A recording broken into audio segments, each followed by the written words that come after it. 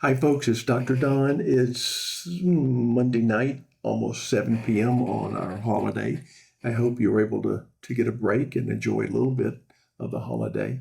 I had a couple of questions about the Lab 7 remix, and I wanted to go over those. And I wanted to start, and we're just going to jump right into the remix report here. This is the lab manual, and as we scroll down, we've got the instructions here about one, changing your name. Please do that. Put your first name, last name, like I have here, Joe Parrott Q1, so you don't lose 5 points. I hate docking students 5 points for that, but it saves me a lot of stress when I'm trying to find the right file to attach. But anyway, AI. You can use Gen AI to help you debugging, fixing errors, or explaining code. Okay.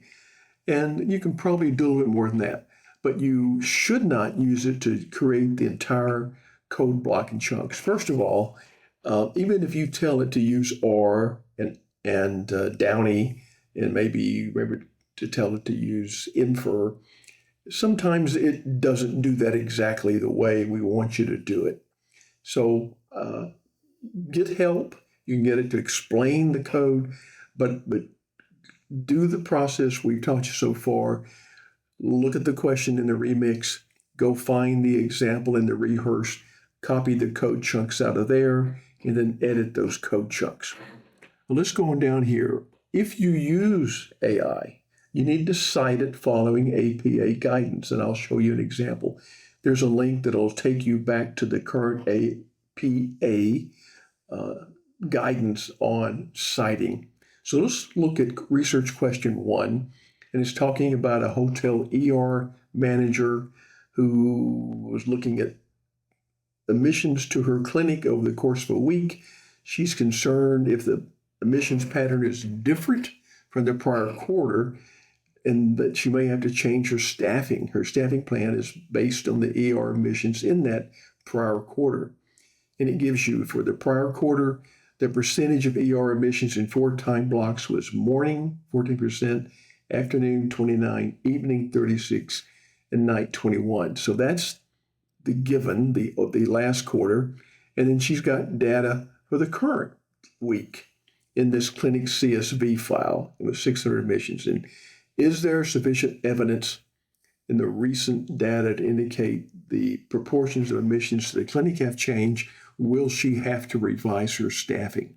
So let's go over here and look at the remix in the POSIT cloud. And I've gone ahead and I've changed, put my name there, and load them down here. Loaded in the libraries, going back to the rehearse CC1 and rehearse 2, and then going down here and loading the data set that they wanted, and then a glimpse gives us a kind of feel for what's in that data set. And then the next is an inspection where we, again, go back to CC3 and rehearse 2 and copy that. And it says display the variable color. In our data set, the variable is time, T-I-M-E. And you can see I've got it written there, clinic, $T-I-M-E. Okay. So the comment is, what does that show? And you would type it out.